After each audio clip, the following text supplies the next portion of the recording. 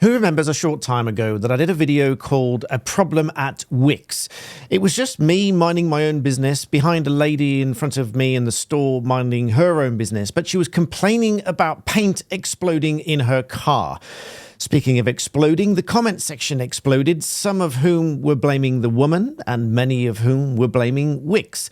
But it turns out this is a problem that these DIY shops ostensibly have known about for decades, because a very nice chap called Danny, more about him in a moment, sent me these images. Now, Danny works for a company that cleans up cars, and he's got a YouTube channel, which I'll reference in a moment. I'll show you one of the videos. But this is just one of the photographs that he sent me of a paint tin exploding. And in this video, I'm going to explain why it is Danny says these paint tins are exploding, but that they have very much difficulty trying to explain to their customers what their recourse might be, if any, against the manufacturer, the retailer, and so on. Here's another photograph of another vehicle that has a paint tin explode in the vehicle, and this obviously is not a one-off isolated incident. The lady in front of me in Wickes clearly had no idea what had happened. She was complaining. She thought that the paint tin had fallen over and spilt everywhere, but that's not quite what happened. So let's head over to the email that I had from Danny here. Now, Danny wrote to me and said, I have an issue that affects hundreds, possibly thousands of people every year that I invite you to address, writing to me, of course. I hope Danny doesn't mind that I'm just reproducing his email here, because I think this is very useful for everybody, and I'm going to give you some guidance on it. It can't be legal advice, of course, but it can certainly be guidance that you can use if you end up in this situation, because many or thousands of people might end up in this situation. Danny says, when spring comes around, thousands of people across the UK will decide to do some DIY. I'm no stranger to a bit of DIY myself. Danny says, so they will visit the local builder's merchant, take a tin of paint from a cold warehouse, place it in a hot car. Now, I hadn't thought of the implications, but already when I was reading this, I know where it's going. Cold plus hot equals kaboom sometimes, okay? So Danny goes on, the result is that the contents of the tin will expand. Then the lid can pop off. Sometimes this results in some paint slopping around onto the car's carpet. In some cases, the tin receives a jolt. It can explode. The DIY stores obviously know this is an issue. I mean, I would have thought that they would know, because being in that business, you get to know all the little quirks of these things that happen that other people might not. Especially with tins of paint they mix up in the store. We can assume this because they've put additional metal clips on the tins. These often don't work. Some small stores will put packaging tape over the lids, or sometimes they seal it in a plastic bag. More often, they don't, especially not the big chain stores. I work for a company, Danny says, that restores modern cars, and every year we're contacted by dozens of people who've had paint spillages in their cars. This has happened every year for 30 years. Based on our experiences, we advise people to take photos as evidence, which I advise as well as a lawyer, as a barrister. One of the biggest problems you will ever face in a court claim is not having the evidence. So you get to court, you think you've got a strong case, you might have been advised that you've got a strong case, but if you've missed a key piece of evidence, the court is just not likely to resolve it in your favor. So please keep the evidence. I've even developed an app with a very talented developer called Proofify. I'll link in the description below. It's my app developed with this developer where you can store the evidence. Check that out, because this is one of the biggest problems you'll ever face. Now, going back to the email, picking up here, based on our experience, people advise take photographs as evidence and immediately phone the store to complain. Sometimes the store will agree to cover the cost of the cleanup, but not always. Sometimes they'll agree to pay half. Sometimes they agree to put something towards it. We've heard of people being offered another tin of paint or store credits. Well, another tin of paint is hardly something to resolve the issue when you've got pictures like this and just terrible situations like this going on. But let's come back to the email. I'll show you those other things in a moment. So another tin of paint or store credits. We can't advise them of their rights, Danny says, as we don't know what their rights are. On behalf of the people we hope never become our customers, we would very much appreciate if you could advise where they stand in such a situation. Now, I'm sorry to be the lawyer about the semantics here, but this is not going to be advice in this video. It's going to be guidance. The difference being, if I sat down with you, you're instructing me as your lawyer under contract, then you can take it as advice. But at the moment, because it's going out into the ether to everybody to watch, it has to be guidance. Danny says, who knows, if you get enough people storming into DIY stores demanding compensation, they might even fix the problem. Well, hopefully DIY stores, if you do catch hold of my video here, setting out the potential redress that there may be for people in this situation, these stores might take notice. So if you share this video around with enough people, it gets enough views, not only will I be ecstatic at the views that I get, but maybe the DIY stores will actually do something about it. Remembering, of course, that all of this came about because I was being nosy behind a lady in Wickes because she had what I think is exactly this problem. And thanks to Danny, I now think I know what this problem is. Now, Danny says that he works for this New Again team, so I'll fully credit that in a moment with one or two of his videos and, of course, these photographs. So what is one to do in that situation? Well, aside from there being two different sort of broadly sets of legislation for people in business and people not in business, so if you're a DIYer, you'll be covered by Consumer Rights Act and other consumer regulations.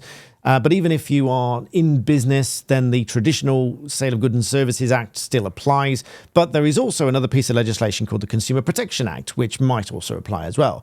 Now, very broadly speaking, any of these products should be fit for purpose, satisfactory quality, and so on. If this is a known issue, then they should resolve it. Now, many people in the comments of the previous video said that it can't be the shop's fault if the paint tin falls over and whatever. That's fair enough. But if the tub of paint has exploded or the lid has popped off and then has fallen over and then has spilt because of coming out of the cold into a warm car, then the retailers, in my view, should know that this is an issue and should do something about it.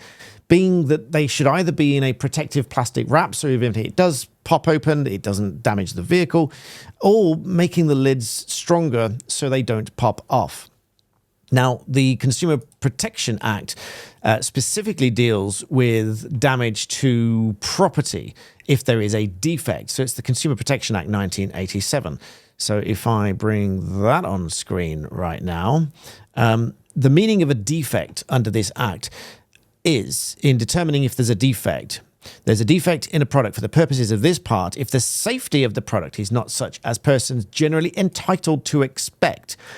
Pause for thought. One would generally be entitled to expect that a tin of paint is not going to explode in your car just because it's a warmer environment than the shop. And for those purposes, safety in relation to a product shall include safety with respect to products comprised in that product and safety in the context of, and this is the important bit, risks of damage to property, as well as in the context of risks of death or personal injury.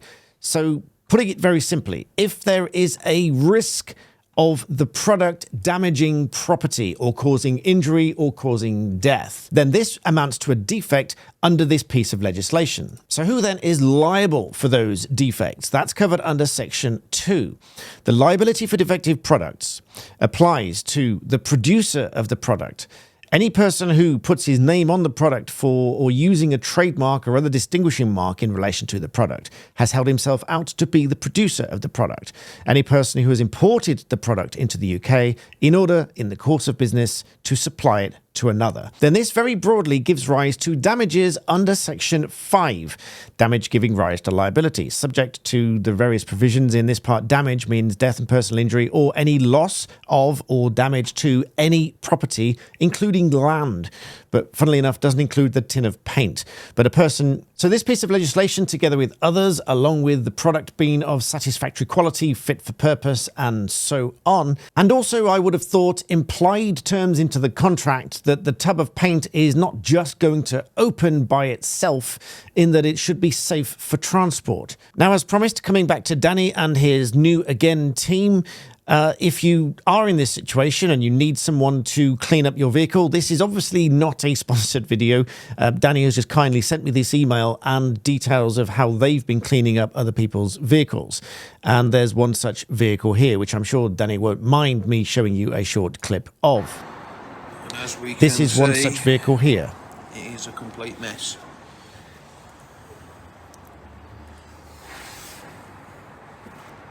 So you can see the devastation caused by an exploding tub of paint because it's been taken from a cold warehouse and put into the vehicle.